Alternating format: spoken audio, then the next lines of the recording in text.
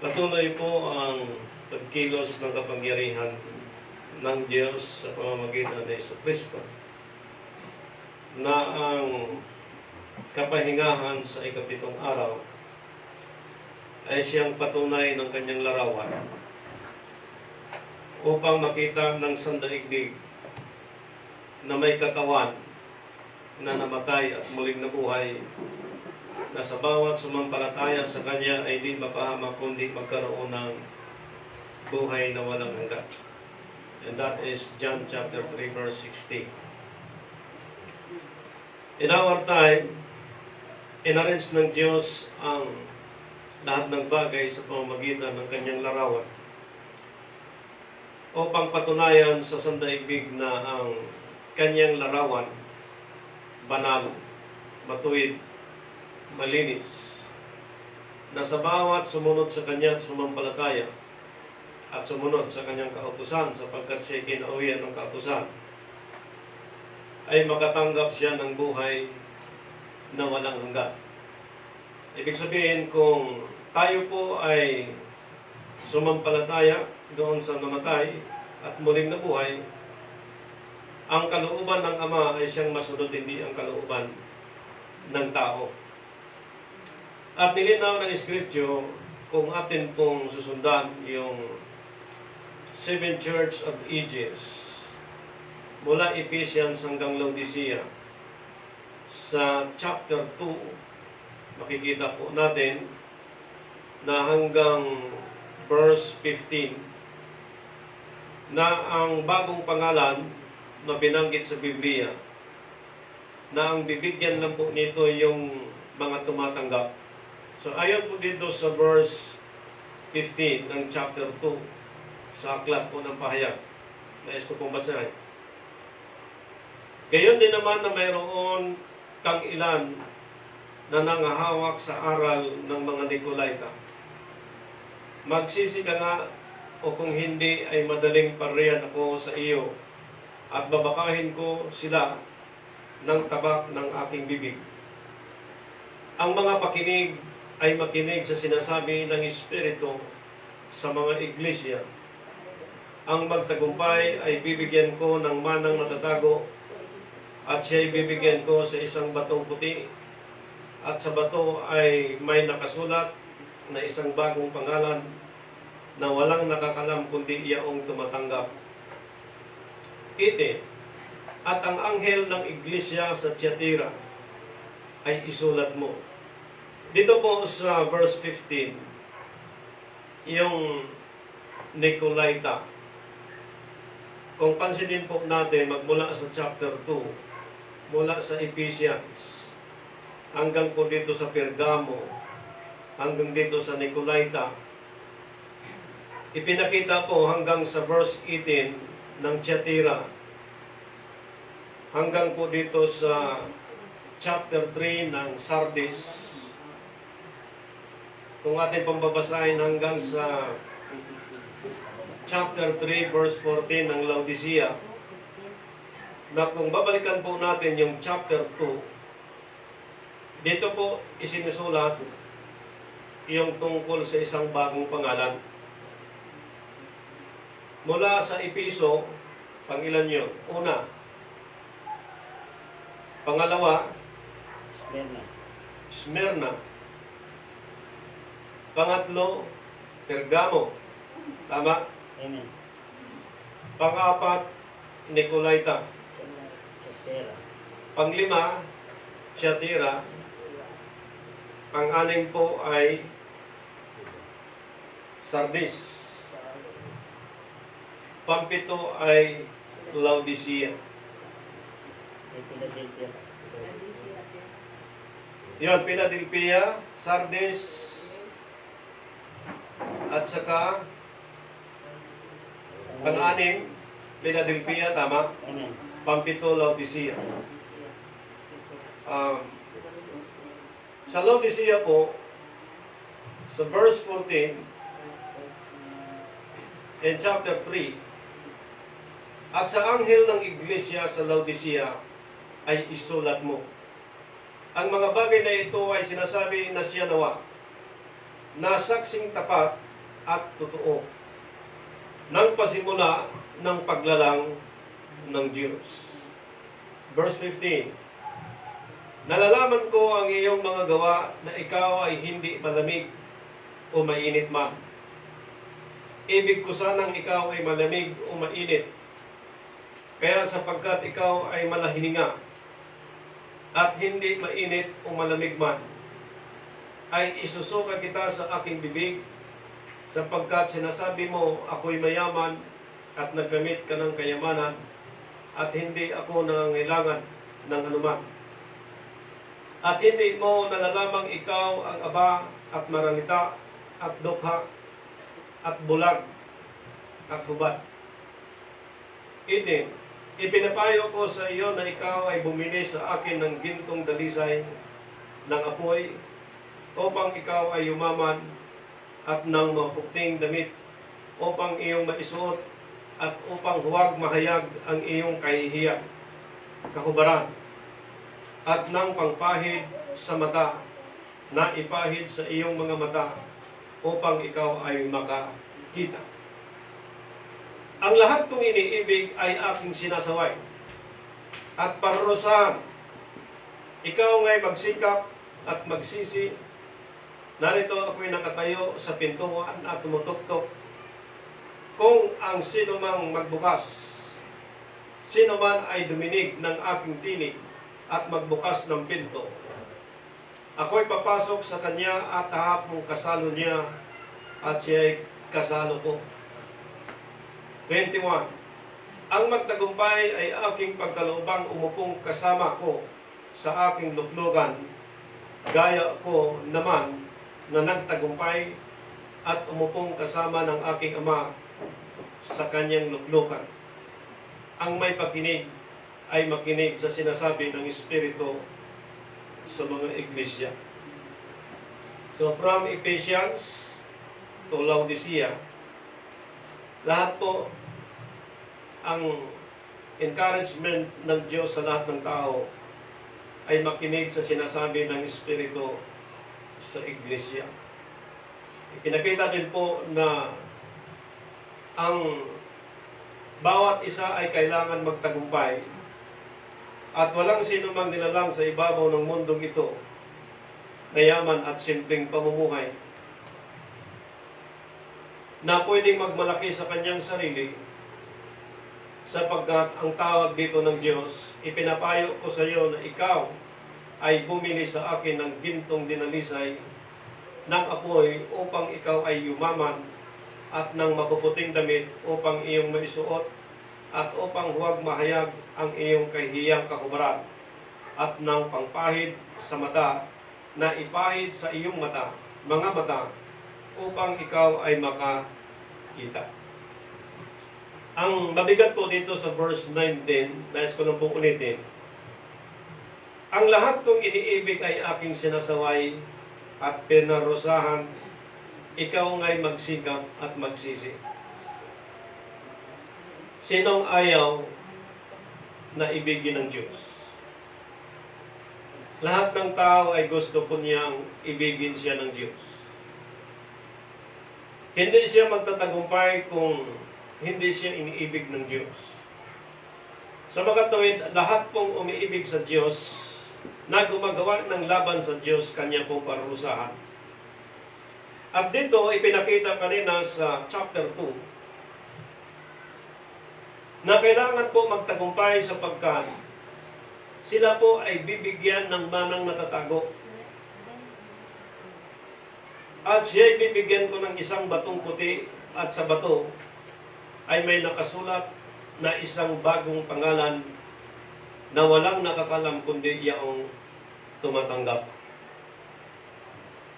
And more than 175 billion people in our time, alam po nila ng tao na itong namatay at muling nabuhay, siyang ating tagapagligtas.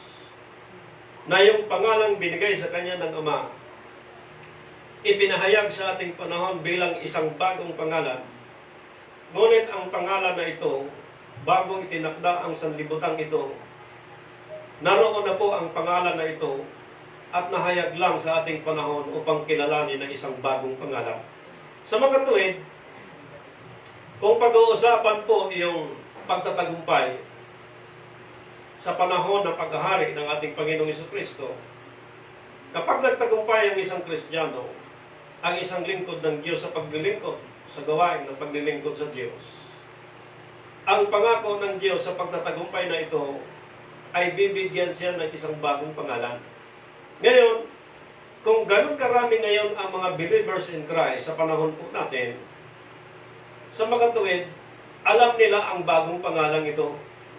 At kung alam ng tao ang bagong pangalan na ito, nasa kanyang panahon, natatawagin siyang King of King and Lord of Lord, ay meron siyang mga kautusan at palatuntunan na ang kanyang kaharian ay nagtuturo, amen, sa mga bagay na hindi mula sa Ephesians na karakter ng mga tao up to Laodiceans. Sapagkat ang karakter ng mga tao sa Laodiceans, tingnan po natin, nais ko pong balikan ang isang punto na nilinaw ng Scripture. Tingnan po natin. Ang sabi dito, gayon din naman mayroon kang ilang nangahawak sa aral ng mga Nicolaita. Chapter 2, verse 15. Tingnan po natin sa Nicolaita. Magsisi ka nga, o kung hindi ay madaling parehan ako sa iyo, at babakahin ko sila ng tabak ng aking bibig. Ang may pakinig ay makinig sa sinasabi ng Espiritu sa mga iglesia. Ang magtagumpay ay bibigyan ko ng manang natatago, at siya'y bibigyan ko ng isang batong puti, at sa bato ay may nakasulat sa isang bagong pangalan na walang nakakalam kundi iyang tumatanggap. So ano po ang sinasabi ng Scripture? Dito po, mula sa Pergamo hanggang sa Nicolaita, dito po sa mga Nicolaita, chapter 15, sa pababa po ng verse 17, dito po ibinigay ang isang manang natatago. Ang karakter po ng Pergamo, ilan po dito? Ang sabi dito, ang mga bagay na ito ay sinasabi ng may matalas na tabak na may 2 taling. Nalalaman kung saan ka tumatahan sa mga tuwid bagay sa kinaroonan ng luklukan ni Satanas. Sa iglesia po ng Pergamo, alam ng Diyos kung sino ang mga tao sa kasalukuyan na nasa luklukan ni Satanas. Iniingatan mong matibay ang aking pangalan at hindi mo ikinaila ang aking pananampalataya kahit sa mga araw man ni Antipas na aking saksi, aking taong tapat na pinatay sa gitna ninyo, tinatahanan ni Satanas. At yan po ay church ng Pergamo. Sa Ephesians, ang mga bagay na ito, chapter 2, verse 1, sa anghel ng iglesia sa Efeso ay isulat mo. Ang mga bagay na ito ay sinasabi na may hawak ng 7 bituin sa kanyang kanang kamay na yaong lumalakad sa gitna ng 7 kandililyong ginto. Nalalaman ko ang iyong mga gawa at ang iyong pagpapagal at pagtitiis at hindi mo matiis ang masamang tao at sinubok mo ang mga mapagpanggap na apostol at sila'y hindi gayon at nasumpungan mo silang pawang bulaan. Sa Ephesians po, ilan ang pagkabanggit na dito po ang pagpapakilala ng bawat titulo mula noon hanggang sa panahon po natin. Nasa Ephesian Church ay meron din ganun pong kalagayan na lahat yan ay alam ng Diyos. So, Ephesians to Pergamo, Nicolaita, hanggang po dito sa Sardis, ipinakita po bago natin basahin, nalalaman ko ang saan kinaroon ng luklukan ni Satanas at iniingatan mong matibay ang aking pangalan. So marami pong nag-iingat sa pangalan ng Diyos. May mga brothers po tayo na Jehovah's Witnesses. May mga brothers po tayo na kumikilala na si Jesucristo ay Diyos. May mga brothers po tayo na kinikilala na ang Diyos ng mga hukbo, si Elohim, si El Shaddai, God is more than enough, the Creator, the Almighty God. Lahat po, halos karamihan po ay nag-iingat sa pangalan na kinikilalang Diyos.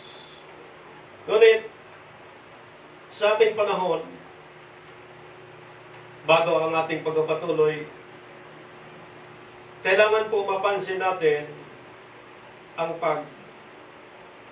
pagpapakilala sa 7 iglesia. Nasa kasalukuyan, hinahangad po natin sa tulong ng Banal na Espiritu, hindi po tayo magpailalim sa 7 iglesia na ito, sapagkat lahat ito ay mayroong kasiraan.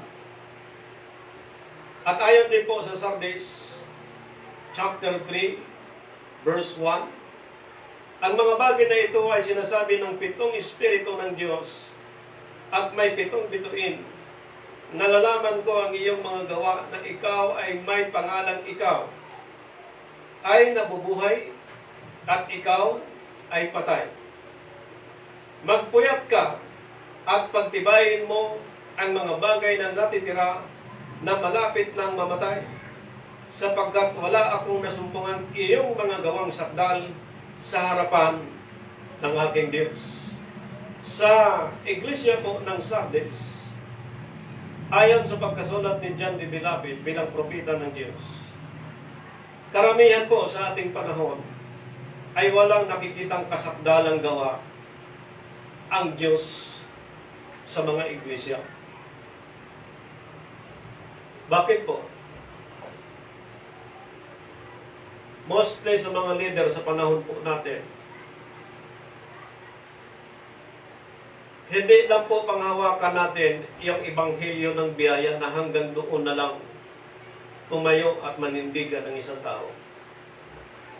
Ang ebanghelyo ng kaharian ng Diyos, after that we receive the salvation and redemption comes from God through Jesus Christ, we can enter the kingdom of God. And who is the King? Our King is our Lord Jesus Christ. Na yung hari na ito ay may kautusan at palatuntunan. At bawat mga church ngayon ay may mga kautusan at palatuntunan.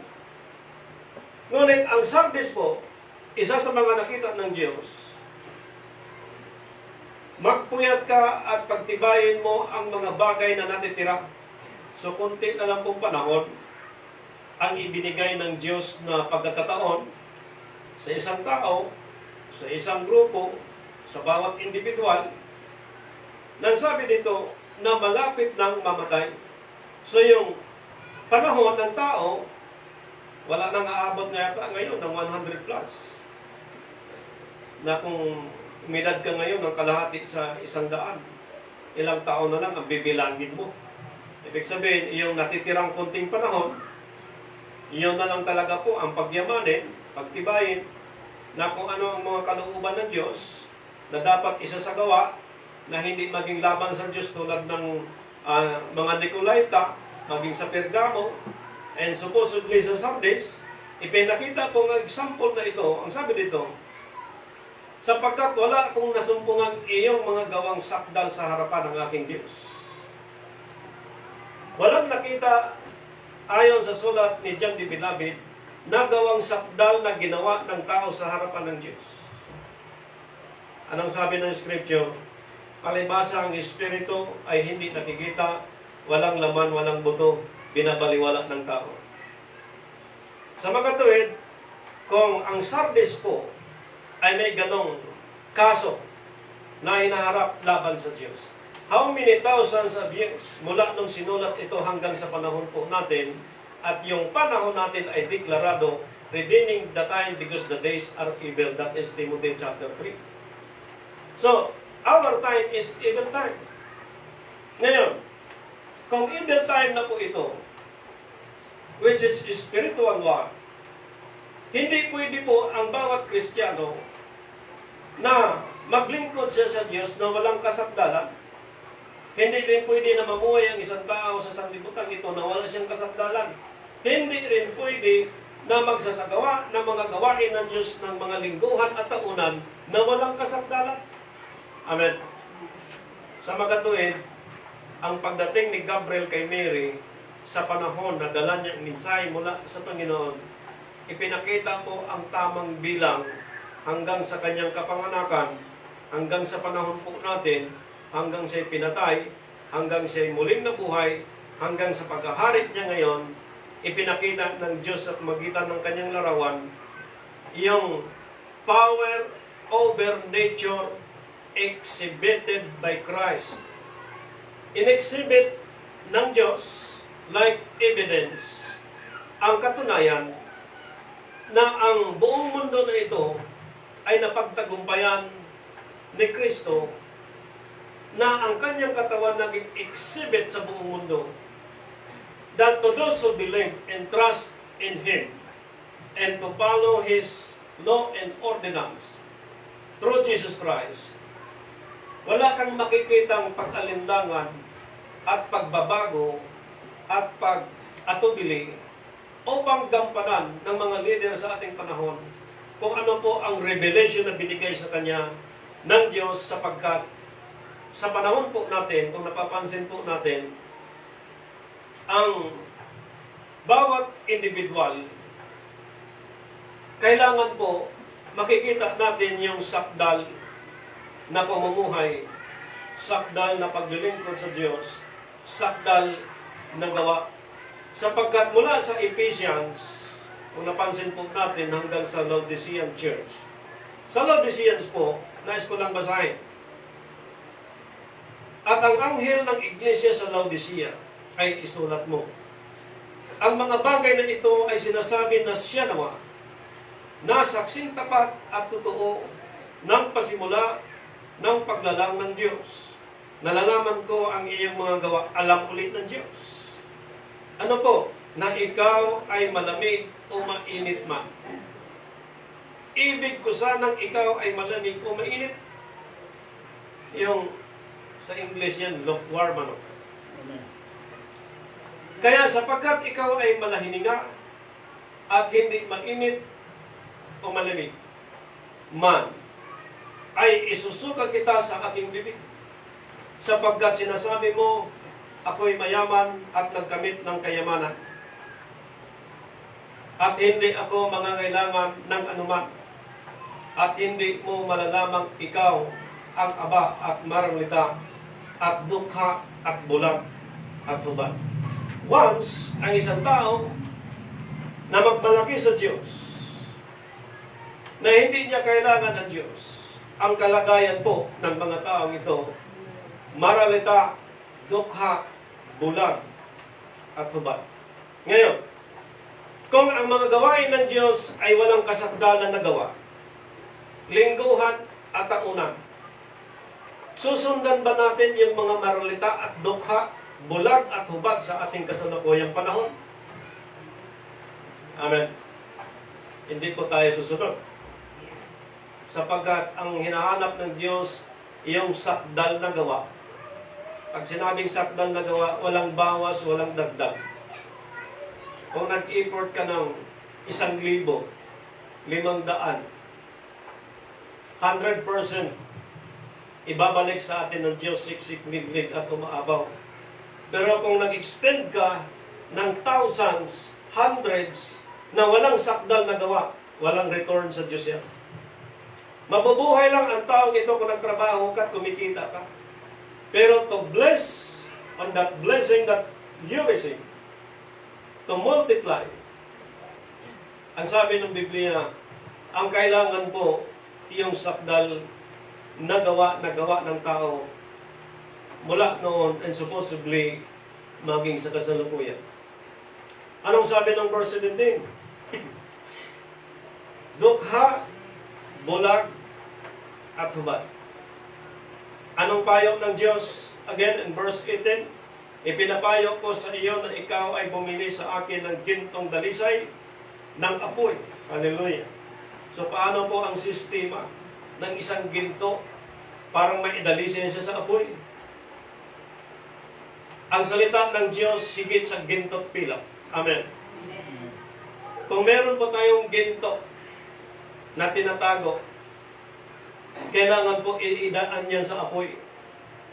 Pagdaan sa apoy po, doon mo makikita kung talaga totoong ginto ang hawak mo. Sa makatuwid, kung hindi sakdal na gawa ang nakikita ng isang individual sa paglilingkod sa Diyos, sunog yan, hindi yan totoong ginto. Ano pang pagkasabi?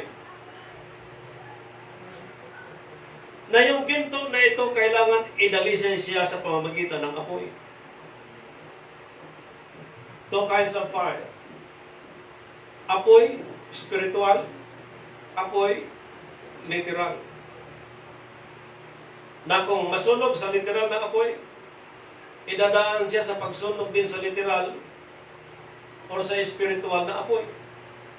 Ibig sabihin, hindi pwedeng mapipiki ang sakdal na gawa na mula sa Diyos pag idaan mo siya sa apoy, sa spiritual. Dahil pag sinabing sakdal na gawa, wala kang dagdag, walang bawas. At ipinakita dito, mga kapatid kay Kristo, na yung pagka sinabing ikaw ay bumili, ibig sabihin, kailangan po gastos ka ng pera. Amen.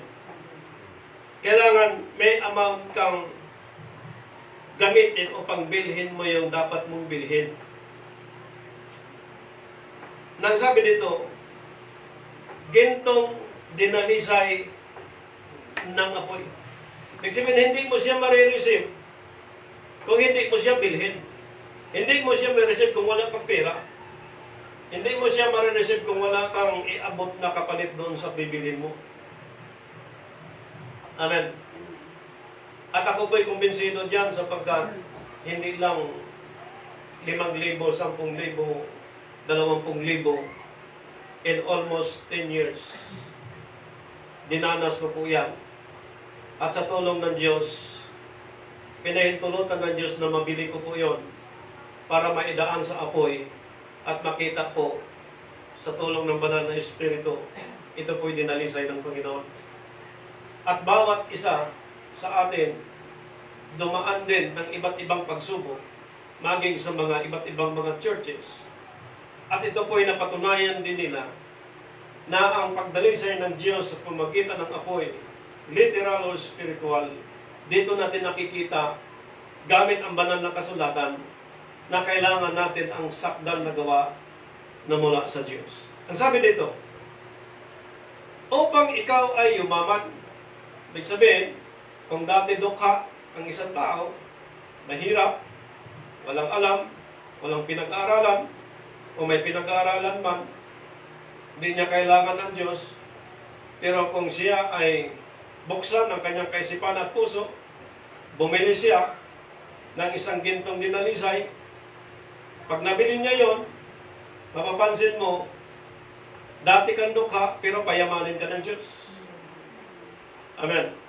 At ang sabi dito, at nang mapuputing damit upang iyong maisuot sa pati kasuotan, kailangan po makita din sa sino man ang kasuotan ito na mula sa Panginoon. Kung dalhin po natin to sa literal, araw-araw nakasuot tayong puti. Pag dalhin natin sa spiritual, araw-araw sakdal ang ating buhay. Walang makikitang pag-uugali na mahalay. Amen? Walang makikitang, kumbaga, white ka, Monday to Wednesday. Blue ka, Thursday to Sunday. Hindi po gano'n. In 1 week or in 1 year, may gawain sa wala. Ang damit nito ay laging puti. Amen. At yung damit na ito, sa espiritual na kaunawaan, hindi ito kailangan laban. Hindi ito kailangan idaan sa washing machine. Ito po ay damit spiritual na lagi pong taglay, suot niya sapagkat ito'y mula sa Panginoon at ito'y kasuotan ng isang taong mayaman na mula sa Diyos. Ano pa? At upang huwag mahayag ang iyong kahihiyan. Tatakpan ka ng Diyos. Kahubaran po ito, like sa panahon ni Noah. Nung si Noah ay nalasing, nakahubad si Noah, at ngayon nakita ng kanyang mga anak, nagdala sila ng balabal patalikod, pumunta kay Noah, tinakpan si Noah sa kanyang kahubaran sapagkat kahihiyan niya. Now, in our time, binanggit po sa Scripture, sa spiritual na kaunawaan, iyong kahihiyan, kahubaran, at ng pangpahid sa mata, na ipahid sa iyong mga mata upang ikaw ay makakita. So yung bibilhin po natin ng tao, mag-i-effort ka ng panahon, financial, physical, sacrifice, 5 years, 10 years, 15 years. Then marami pong tinawag ng Diyos after 30 years, saka pa po naging born again. And then, nakakalungkot lang po sa iba na nag-born again ng 5 years, nagbalik uli sa sanlibutan. At ang sabi ng Scripture, kapag uli at inuulit-ulit ginagawa, wala nang haing matitira, wala nang kapatawaran. Kaya yun po ang panganib. Sapagkat ang hinahanap ng Diyos, yung sakdal na gawa, at sapat na po yung 7 Church of Ages na may ginagawang laban sa Diyos at hindi acceptable sa Panginoon. Marunong ka magbasa, salamat sa Panginoon. Marunong ka mag-preach, salamat sa Panginoon. Nanalangin ka, nagtagumpay ka sa pangisyon, salamat sa Panginoon. Pero may nakikita ang Diyos pa rin sa Kanya na isang sakdal na gawa na hindi nakalulugod sa Diyos. Ang sabi nito, bumili sa akin ng gintong dinalisay ng apoy upang ikaw ay yumaman at ng mapuputing damit upang iyong may suot at upang huwag mahayag ang iyong kahihiyang kahubaran at ng pangpahid sa mata na ipahid sa iyong mga mata upang ikaw ay makakita. Kung pag-uusapan po natin ang literal na kalagayan na kasuotan, kahit magsinturon pa ang tao na ilang bisis o magdamit ng isang kasuotan na napaka-safety, bulletproof o anumang mga damit na pantakip sa katawan para isipin niyang isang protection sa kanya sa anumang paraan, maging sa ating mga sundalo at kapulisan na laban sa gobyerno.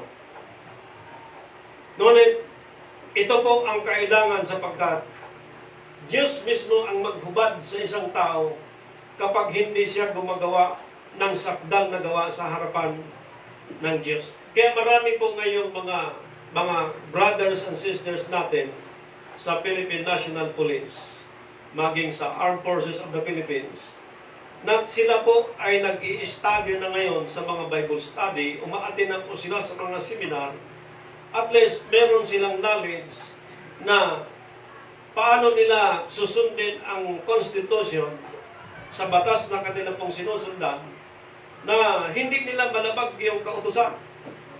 At the same time, sila ay secured ng Diyos laban sa kalaban, iingatan sila ng Diyos, protektahan sila, na kahit wala silang bulletproof, hindi sila matatablan sapagkat sila ay protektado ng Diyos.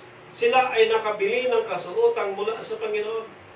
Na ito pong tinutukoy natin, may bulletproof ka sa wala.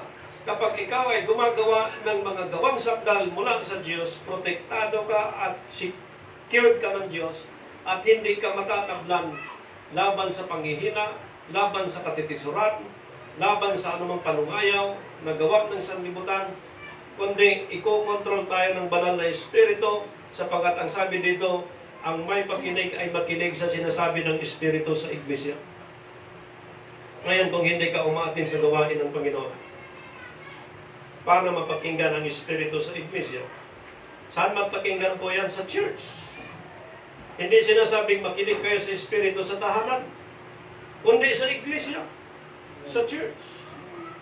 Ngayon, dito po sa ating pinag-aralan, that Jesus Christ overpower and every nature exhibited by Christ comes from God.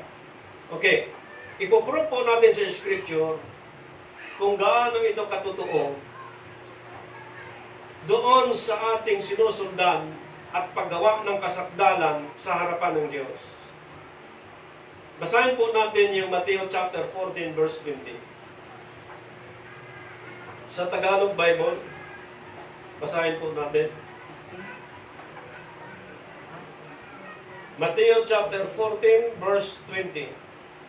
At dito po ating titiyakin sa tulong ng banal na Espiritu, pinatunayan ng Ama sa pagitan ng kanyang larawan at naging witness ang mga apostol mula doon sa 500 katao na nakita ang kanyang pagkabuhay na maguli. And we died spiritual and we live like Christ today. Hindi na po tayo para sa second death. At kung paano nag-prove ang Diyos ngayon sa kanyang scripture, and hopefully sa bawat isa sa atin, magpo-prove ang Diyos bawat kahilingan natin sa Panginoon. Okay. Matthew chapter 14 verse 20. Pakibasa po. At nagsikain silang lahat at nangabusog. Amen.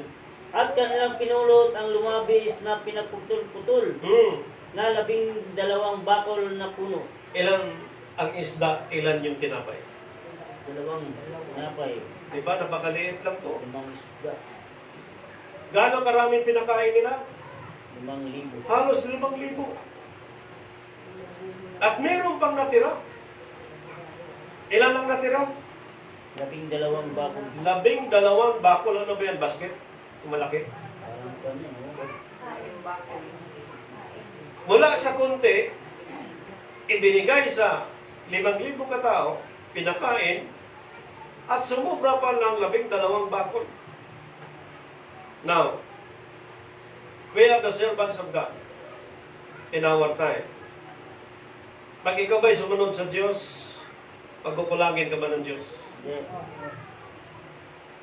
Pag tayo ba'y sumunod sa Diyos, maghirap ka ba? Hindi. Ang sabi ng scripture kanina, kapag binili natin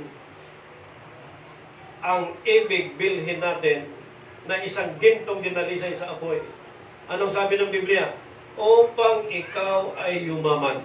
Yes. Pagka naglilingkod ka sa Diyos at binili mo ang gintong dinalisay sa apoy, you can claim it na ikaw ay isa sa mga payayamanin ng Diyos. Walang pag-alinlangan o talo sa isang Kristiyano na naglilingkod sa Diyos. Pinatunayan sa panahon ng ating Panginoon. Mula sa ilang isda at ilang tinapay, sa 5,000 katao, mula sa kukunti at pinakain ng ganong karami, mayroon pang natitirang 12 bakol. Again, verse 25, Brother Jose, hanggang 25 yun eh. At sa ika-4 na nagpupuyat ng gabi ay naparoon siya sa kanila na lumalakad sa ibabaw ng dagat. Literal, kita ng kanilang mga mata na yung dagat, tubig, ang Panginoon lumakad sa ibabaw ng dagat. Amen.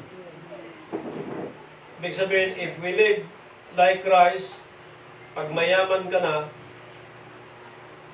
sa spiritual, pwede po kayong lumakad sa dagat. Pero huwag mong subukin ngayon, sapagat ang Diyos ay hindi Diyos ng manunubok. Yes. Ang dagat po, mga kapatid, kung isang dipa o 2 dipa ang lalim, kapag lumubog ka dyan, pwede kang mamatay at manunod. Ibig sabihin, kung ang kalagayan paglilingkod sa Diyos ay walang sakdal na gawa, kahit ang lupa na itong tinutungtungan ng tao, pwede siyang lumubog at mapahamak sa kanyang kalagayan sapagkat hindi siya gumagawa ng sakdal na gawa sa harapan ng Diyos. So magkatuwid, kung meron siyang binili na kayamanang dinalisay sa ginto, pwede siyang lumakad sa ibabaw ng tubig, na ang paglakad niya sa ibabaw ng tubig, patunay na sa Diyos, kay Kristo, na sa bawat naglilingkod sa ating panahon, wala kang makikitang pag-alinlangan o kalugihan. Sapagkat sa panahon ng paglakad sa ibabaw ng tubig, sa nakikita ng mga apostol, si Pedro, sinubukan niyang lumakad, ngunit sa ilang hakbang siya lumubog. Bakit? Sapagkat ang sabi ng Scripture, nagkulang sa pananampalataya si Apostol Pedro. Sa ating panahon po, about the doctrine of God, about the Scripture of God, Sabbath day, first day of the week, the law and ordinance of God. Hindi po pwede dapat na magkaroon tayo ng another idea, another interpretation. Hindi po tayo magkakaroon ng division ng understanding. Sapagkat once na mangyayari po yan, hindi makakalakad ang sino man sa ibabaw ng dagat. Siya'y lulubog sapagkat alinlangan ang kanyang kaunawaan tungkol po sa mga kaunawaan na itinutukoy ng Biblia. At ang lahat ngayon sa kasulukuyan, ang Diyos ay hindi po nakakita ng kasakdalang gawa. Maging sa panahon natin, dahil pagdating sa mga yearly celebration, ito po ay mayroon ng dagdag at bawas. At pinatunayan ng Diyos sa pamamagitan ng Panginoong Jesucristo na ang paglakad niya sa ibabaw ng tubig, na kung tayo susunod sa Kanya, live like Christ, Colossians chapter 2 verse 6, tayo ay makakalakad din. At isa sa mga proof ng Panginoon yan, na sa ating panahon, kung hindi tayo susunod sa Iglesia ng Ephesians up to Laodicea, at susunod tayo kay Kristo sa 16-18 ng Mateo, at ang pagsunod natin sa Kanya, kung nagpakain siya ng ganong karaming tao mula sa maliit na bagay, ang matitira po ay ganon din karami.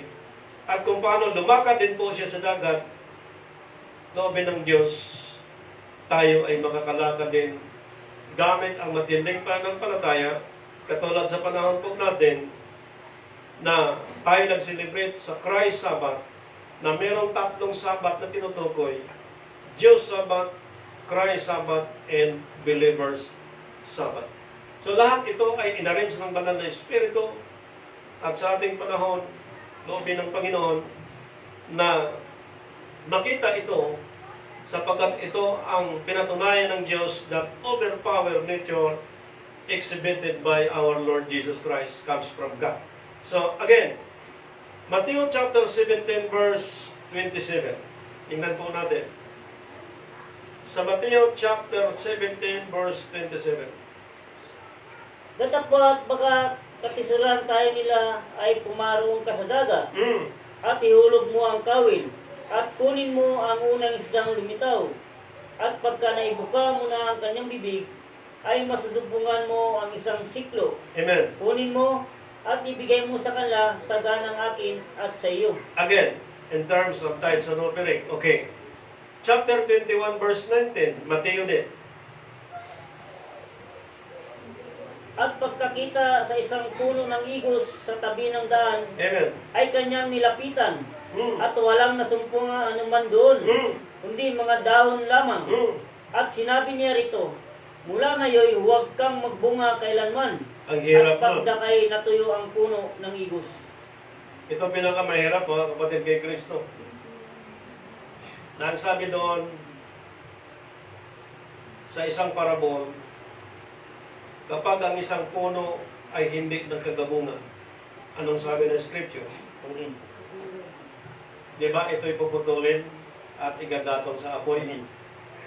Ngayon dito sa panahon ng Panginoong Jesucristo, nakita ng mga apostol na mula nung sinabihan niya ang puno na yon, pagdating ng hapon, pagdaan nila, nalantay yung puno.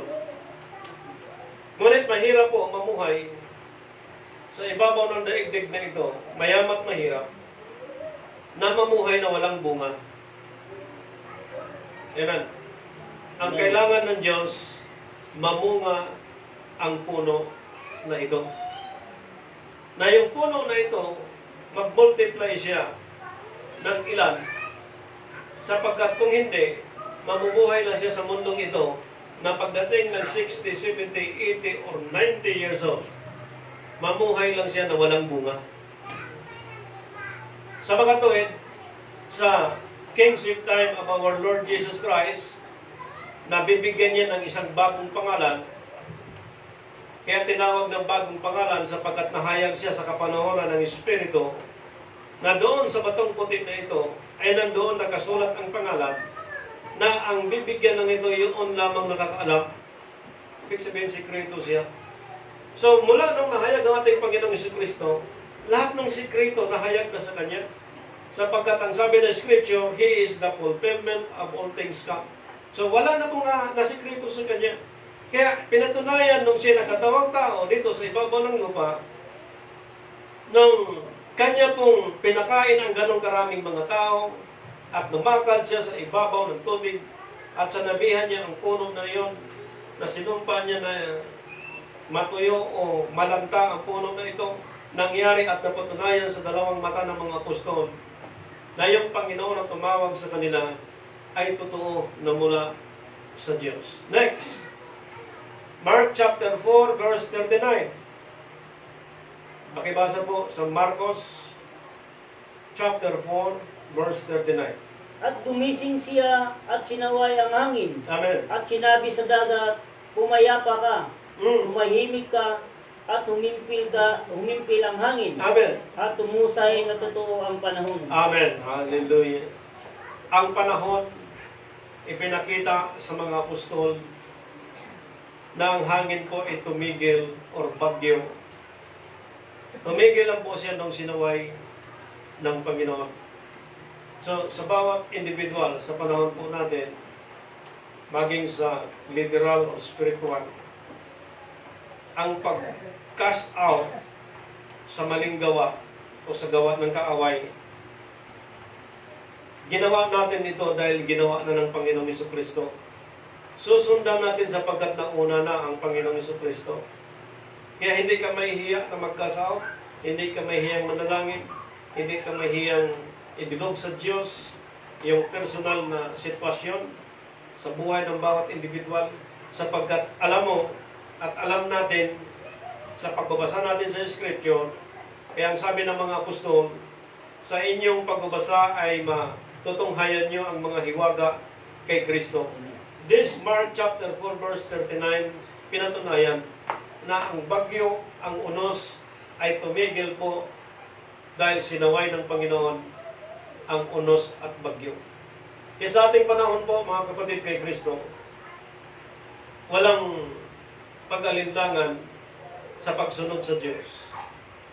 Sapagkat ang ginawa ni Kristo ay magagawa din po ng mga taong sakdal na may magagawa sa harapan ng Diyos. Kaya pinakita dito sa Scripture, yung pagsaway ng Panginoon, yung katunayan ng pagtigil ng unos at bagyo, lalo pong igting ang damdamin ng mga apostol na yung kasama nila, yung Panginoon, na ilang patunay sa kanyang panahon, nakita nila na mula nung sila'y pinanganak hanggat sila'y lumaki, sa dami pong mga university, sa dami pong nangangaral, siya lang ang nakitaan ng nakagawa ng mga imposibleng bagay. Kaya kinainggitan po siya ng mga iskriba at parasiyo, sapagkat sila ay hindi makagawa ng ganun pong mga imposibleng gawa. Ganon din po sa ating panahon. Paano masagawa ang 7th day? Trabaho from Monday to Friday. Paano masagawa ang first day of the week? Ang trabaho from Monday to Friday. Amen. Kung mapansin niyo po ang declaration ng International Declaration sa working days, from Monday to Friday. Kung nag-opisina ka, hindi mo pwedeng magampanan to. Amen. Kaya kung nag-opisina ka ngayon, at marami kang naipon, kung may edad ka na ngayon, matanda ka na ngayon, at may naipon ka na, lingapin mo na at bumili ka na ng ginto na dinalisay sa apoy. Na kung ikaw ngayon ay nagtatrabaho pa, busy ka, panalangin mo sa Panginoon na makabili ka ng ginto na dinalisay sa apoy. Tayo, nagawa natin ito, hindi natin plano, ngunit plano ito ng Diyos. At mapahiya ang Diyos kung yung ginawa ni Kristo ay hindi natin magawa sa panahon ito. Na ang patunay ni Christ, lumakad sa tubig, nagpakain ng 1,000, sumubra ng 12 bagol. At dito din po, witness ang mga apostol, tumigil yung bagyo, tumigil yung unos. At sa ating panahon, anong patunay? Amen. Ang tanging patunay ng po natin, yung makagawa tayo ng mga sakdal na gawa sa harapan ng Diyos. Ang Sabat natin hindi atin, kundi Sabat ni Kristo. Ang first day of the week hindi atin, kundi pagkabuhay na maguli ni Kristo. Ang Feast of the Tabernacle, Feast of Passover, Feast of Pentecost, lahat po kagagawa ng ating Panginoong Jesucristo. Kanya lahat yun. Kung kaya ni Kristo nagawa na magpakain ng ganong karami at lumakad sa ibabaw ng tubig, kaya din natin sa pangunguna ng banal na Espiritu na hindi tayo aayon sa takbo ng mundo. Amen. Pero kung namatay siya at hindi nabuhay na maguli, useless ang ating paglilingkod sa Diyos. Dahil sa kanyang pagkabuhay na maguli, dahil sa kanyang katawan at muling nabuhay din tayo sa paglilingkod na sa kabila ng ating sitwasyon sa kasalukuyan, nanatili ang ating panindigan at lakas na ipanalangin ang lokal at international, maging ang sinuman, na mabuksan sila sa salita ng Diyos sapagkat warning na ito ng Panginoon sa buong mundo. Amen. So kung babalik ang ating katawan sa alikabok, praise the Lord, nakagawa tayo ng sakdal na gawa. Kung nag-effort tayo, financial, spiritual, God will provide. Kung hindi ako pinagpapala, ang pamilya ko pinagpapala. Amen. Kung hindi tayo pinagpapala, materially, ang ating pamilya makikita mo pinagpapala. Ginamit lang tayo mga kapatid bilang instrumento ng Diyos para i-bless ang ating family upang i-provide ang ating pangangailangan. Amen. Sapagkat kung ikaw ay may-ari ng barko, may-ari ng eroplano, may-ari ng napakalaking business, hindi mo magawa na maglilingkod ngayon. Amen. Amen. So count your blessing someday sa ating family. Again, tayo po ay patuloy na nagpupuri, nagpapasalamat sa Diyos sapagkat meron tayong preparation para bukas. At tayo po ay nagpupuri, nagluwalhati sa Panginoon sapagkat yung bago niyang pangalan na isang manang natatago na doon nakasulat sa batong puti, ang bibigyan ng nito ang namang tumatanggap. Kaya pag tinaas mo siya as a King of King and Lord of Lord, na ang pangalang Jesucristo hindi bigay ni Mary at ni Joseph, bigay ito ng Ama at tinanggap ni Kristo, pinahayag sa atin at pinakilala sa buong daigdig na ito, na siya ngayon ay hari ng mga hari, Panginoon ng mga Panginoon, meron siyang kautusan at palatuntunan. At sa kanyang kautusan at palatuntunan, sinundan po natin ito ng mga gawang may kasakdalan mula sa Panginoon. Meaning, ito pong patunay na bumili ka ng isang gintong dinalisay na mula sa Diyos. So God is good All the time. all the time. God is good. Jesus Christ. Almighty God. Happy Christ Sabbath. God bless.